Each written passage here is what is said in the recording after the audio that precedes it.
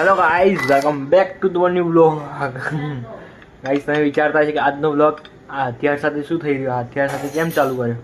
Guys, આ હથિયાર નહીં, એના શું દાંતેડું. આ ગાઈઝ ખેડૂત મિત્રો જે છે ને એમને ખબર છે આ બધું આ કયું લીમડું કાપવાનું હોય. લીમડું જે આપણે ઝાડું હોય ને એના માટેનું, એને કાપવાનું, બરાબર.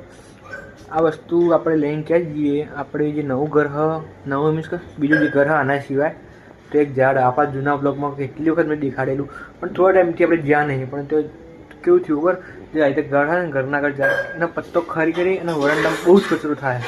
ત્યાં વરસાદ ચાલુ જો આ ચાલુ થોડો હોય ને બેનો કચરો વધારે થાય. એટલે પપ્પાએ કીધું કે રહે ને તો ડાળો કાપી દઈએ, બરાબર. એટલે થોડુંક ઝાડને કાપી દઈએ, આજુબાજુથી સરખું કરી એટલે પત્તો ના થાય, કચરો ના થાય.